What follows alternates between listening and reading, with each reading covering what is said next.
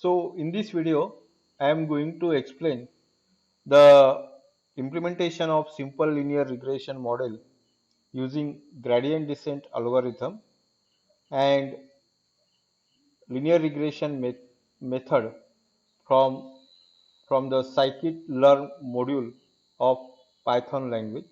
So today, in this video, we are going to develop two different models. One using the gradient descent algorithm that I have explained in my previous video.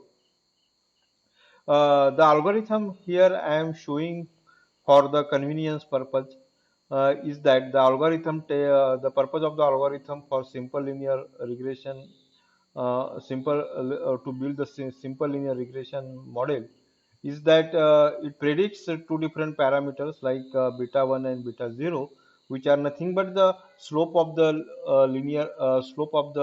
regression line and its y-intercept. It takes two different arguments, which are the input feature vector and the output feature vector. The number of input feature vector in case of the simple linear regression model is 1, and number of feature vector in case of the simple linear regression model is also 1.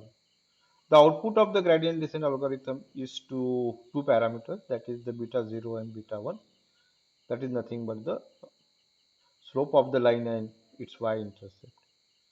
So as we have seen that the gradient descent algorithm is an iterative process in which it keeps on guessing the values of beta 0 and beta 1, beta 1, and when the values are uh, approximately correct, then it stops its execution, and while determining the values in each iteration, it determines the beta 0 and beta 1 on two different things, the previous value of beta 0 and beta 1 and gradient at that point with respect to either beta 0 and beta 1.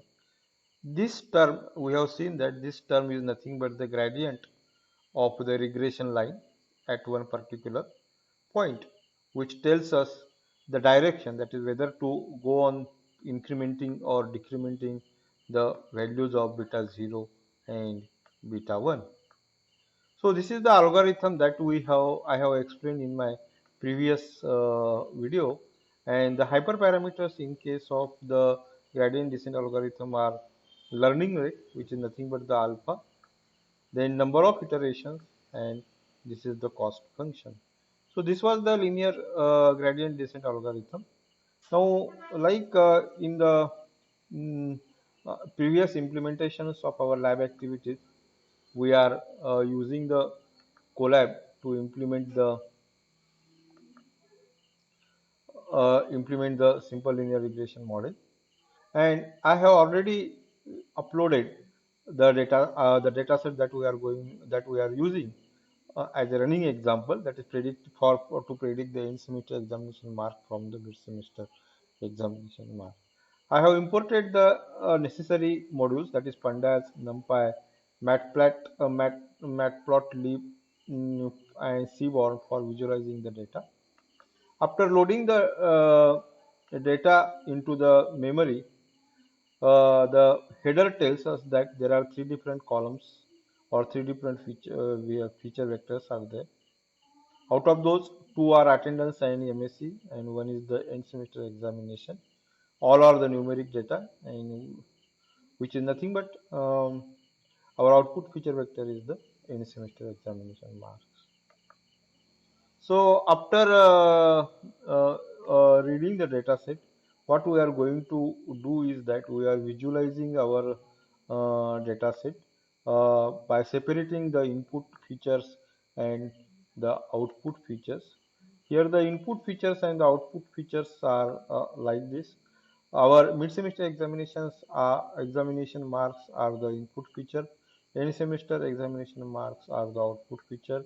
We are plotting a scatter plot to see how the data distribution is there, and data distribution is like this, and we want to know the equation for a regression line. So once we have visualized the data, we are going to initialize the different hyperparameters that are required to execute the gradient descent algorithm. We have seen that there are different hyperparameters are there. Like beta 0 and the beta 1 are the parameters of our mm, regression line with that which we want to predict. And these beta 0 and beta 0, like in the example that I in the previous video, beta 0 and the beta 1 are initialized to 0. In my explanation on the theoretical and the mathematical portion of the linear regression, I took the value of alpha as 0.5, but here we want to take the more precise value, and here we are going to increment the alpha by 0.1, that is nothing but the learning rate, and 10,000 is my number of iteration count. I would like to execute the repetitive process for 10,000 times. Here I have initialized the value of n which is required to find the gradient as the length of our input feature, which is also equal to the output feature also.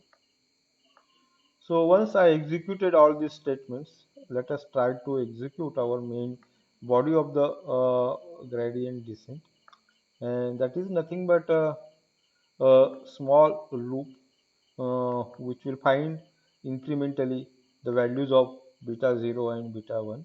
So here I am executing the for loop for number of times, that is the count, which is equal to the 10,000.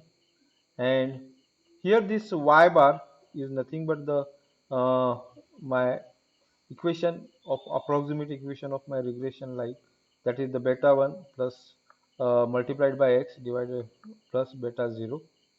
Beta 0 is my y-intercept and beta 1 is the slope, which is initialized to value 0 and 0. So here in this the third statement, I am finding the new value of beta 1 by taking the gradient descent. So this is the equation that I am implementing here. If you check in the slide, the value of beta 1 is equal to beta 1 minus alpha time divided by n, and sum of uh, n terms, that is this term, and this is nothing but my y bar, and this is the value of y. Y bar is means predicted value of y. So here in the second equation I am implementing the second statement for finding the beta 0 by taking the gradient descent of the error function with respect to beta 0. Inside sum, there is the error function y bar minus y.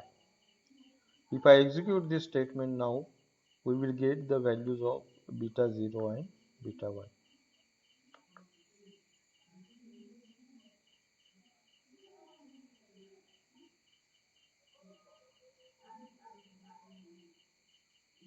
So this is the value. So it took some time because there are 10,000 iterations were there, and I am running it on the not on my local machine.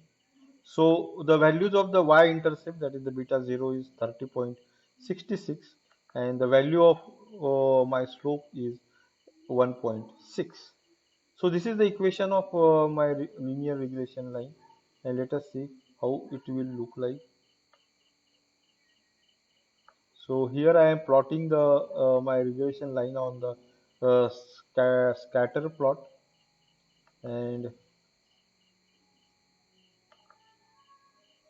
the scatter plot will look like this. See here.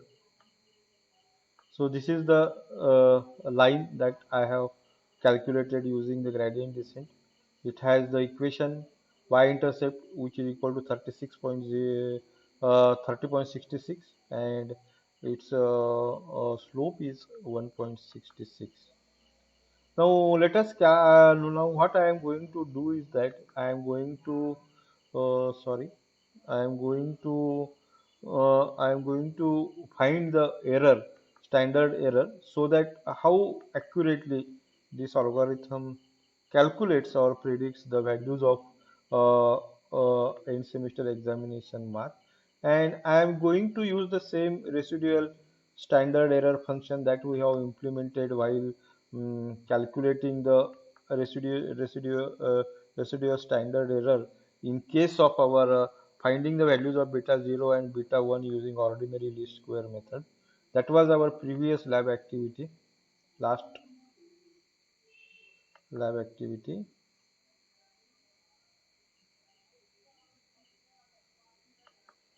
The value of RSE, or the residual standard error, is coming around to be 4.39, and it means that the model is going to predict the values of end semester marks with plus or minus error margin of 4 marks, and which is acceptable in our academic life, because these are the accurate marks.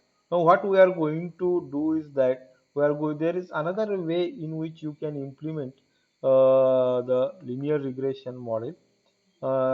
In Python provides a very rich set of machine learning library called scikit-learn, and in the scikit-learn there is one the scikit-learn library implements various machine learning algorithm using object oriented approach, and it provides one class called linear regression class, in which it implements the linear regression model, and we are going to use that linear regression model for building that is another approach. And here I am supposing that the scikit-learn module implements the gradient descent algorithm, and let us find out how and compare our own implementation of the gradient descent algorithm and the ready-made function or the method that is provided by Python in scikit-learn library. So the first thing here, what I am going to do is that I want to separate out the input feature vector and the output feature vector from my data frame and convert it into the array form. Here, this method converts the NP array converts it into array form, and I am reshaping this array in number of rows that are present in the data frame divided by one column. Here, the minus one indicates that I am not going to precisely specifying the values of number of rows that should be present in the array. It automatically calculates if the value is minus 1, and I want an array which is only one dimension, which has only one columns. The number of rows that is equal to the number of rows that are present in the data frame. Here I am instantiating the object of linear regression class, which I am calling it as the LR. And in the linear regression class, it provides one method called fit, which identifies the best fit line or regression line from the given input vector and the given output vector. Here I have separated the given input vector and the output vector, and it identifies the best fit line for the data distribution that is given as an input to them. It takes two different inputs. One is input feature vector and another is the output feature vector. The LR coefficient is the attribute, which is nothing but the beta coefficient slope, and intercept is the another attribute of the LR class, which is nothing but the y-intercept. The LR predict takes the is a method which takes the input feature vector and predicts the values of y using the function that it has using the model that it has just been built. The model is built, we are naming it as the LR or the linear regression.